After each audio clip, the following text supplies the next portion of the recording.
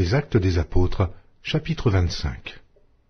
Festus, étant arrivé dans la province, monta 3 jours après de Césarée à Jérusalem.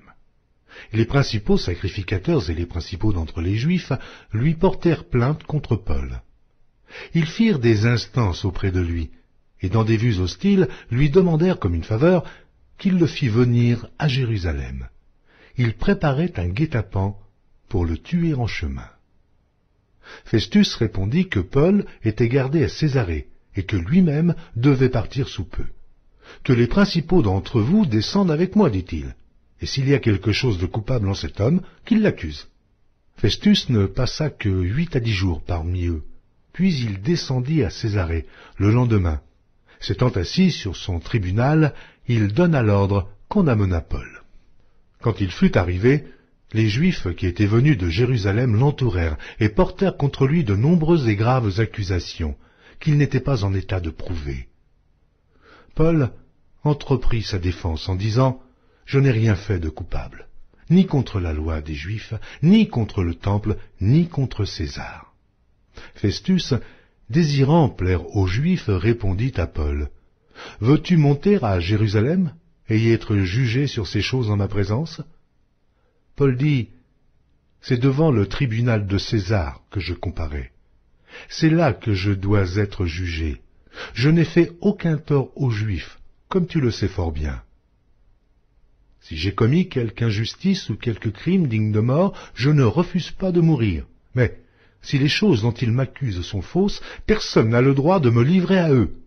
J'en appelle à César. » Alors Festus, après avoir délibéré avec le conseil, répondit « Tu en as appelé à César, tu iras devant César. » Quelques jours après, le roi Agrippa et Bérénice arrivèrent à Césarée pour saluer Festus. Comme ils passèrent là plusieurs jours, Festus exposa au roi l'affaire de Paul et dit « Félix a laissé prisonnier un homme, contre lequel, lorsque j'étais à Jérusalem, les principaux sacrificateurs et les anciens des Juifs ont porté plainte en demandant sa condamnation. Je leur ai répondu que ce n'est pas la coutume des Romains de livrer un homme avant que l'inculpé ait été mis en présence de ses accusateurs, et qu'il eût la faculté de se défendre sur les choses dont on l'accuse. Ils sont donc venus ici, et, sans différer, je m'assis le lendemain sur mon tribunal, et je donnai l'ordre qu'on amenât cet homme. Les accusateurs s'étant présentés, ne lui imputèrent rien de ce que je supposais. Ils avaient avec lui des discussions relatives à leur religion particulière et à un certain Jésus qui est mort, et que Paul affirmait être vivant.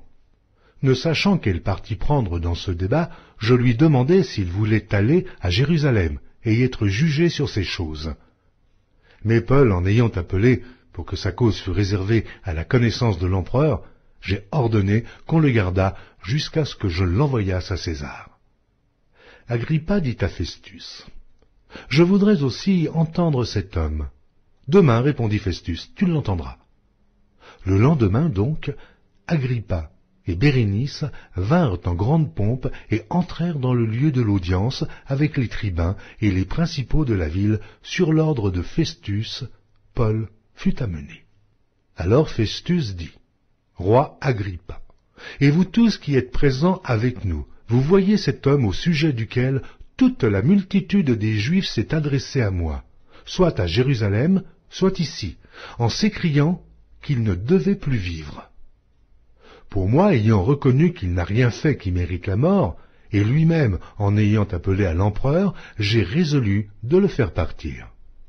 Je n'ai rien de certain à écrire à l'empereur sur son compte, c'est pourquoi je l'ai fait paraître devant vous, et surtout devant toi, roi Agrippa, afin de savoir qu'écrire après qu'il aura été examiné. Car il me semble absurde d'envoyer un prisonnier sans indiquer de quoi on l'accuse.